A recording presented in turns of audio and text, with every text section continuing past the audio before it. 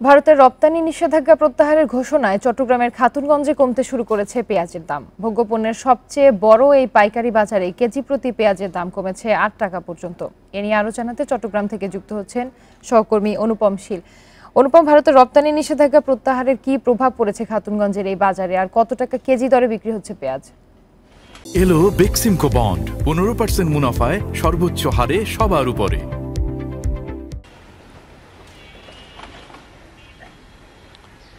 মূলত এখনো আসলে দোকানপাট বন্ধ, তবে গতকালকে আমরা যেটি দেখেছি যে ভারতের যখন পেঁয়াজ রপ্তানির ঘোষণা আসলো সাথে সাথেই কিন্তু এখানে এক ধরনের পেঁয়াজের বাজারে নিম্নমুখী প্রবণতা তৈরি হয়েছে।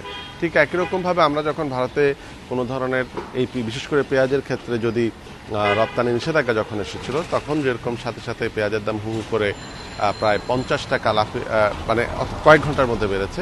তবে এবার কমছে, তবে সেটি প্রবণতাটি আস্তে ধীরে হচ্ছে।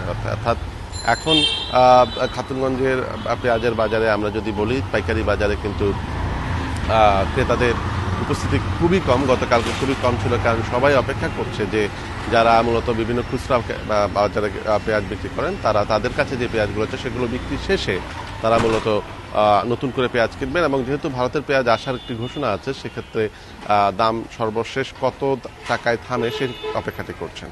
গতকালকে আমরা দেখেছি যে পেঁয়াজের দাম 53 থেকে 60 টাকায় বিক্রি হয়েছে মানভেদে, অর্থাৎ ভালো মানের পেঁয়াজ, সবচেয়ে ভালো মানের পেঁয়াজগুলো 60 টাকা কেজিতে বিক্রি হয়েছে। এটি খুচরা বাজারে এসে সর্বোচ্চ 65 থেকে 70 টাকা পর্যন্ত বিক্রি হওয়ার কথা। তবে যদিও খুচরা বাজারে কিন্তু এখনো পর্যন্ত সেই প্রভাবটি পড়েনি। এবং গত বৃহস্পতিবারে অর্থাৎ গত সপ্তাহের শেষ দিনে আমরা সেই পেঁয়াজ একই পেঁয়াজ কিন্তু 66 টাকার উপরে বিক্রি হতে দেখেছি। অর্থাৎ প্রতি কেজিতে 8 টাকা পর্যন্ত কোনো কোনো ক্ষেত্রে কমেছে। এটি আজকে আরও হয়তো কমতে পারে, এরকম একটি ধারণা করা হচ্ছে। তবে পেঁয়াজের যারা আড়তদার আছেন তারা বলছেন যে এই যে ভারতে যে কোনো ধরনের একটি ঘোষণা আসলেই সাথে সাথে এখানকার বাজারে এক ধরনের অস্থিরতা তৈরি হয়, এই জন্য আসলে সরকারের পক্ষ থেকেই একটি উদ্যোগ নেওয়া দরকার। কারণ এতে যে শুধুমাত্র ক্রেতারা ক্ষতিগ্রস্ত হয় তা না, এখানে কিন্তু বিক্রেতারাও ক্ষতিগ্রস্ত হয়। যারা পেঁয়াজ আমদানি করেন বা যারা আড়তদার আছেন তারাও ক্ষতিগ্রস্ত হয়। কেমন দাম বাড়লে যদি ক্রেতারা ক্ষতিগ্রস্ত হলো, এখন কিন্তু বিক্রেতারা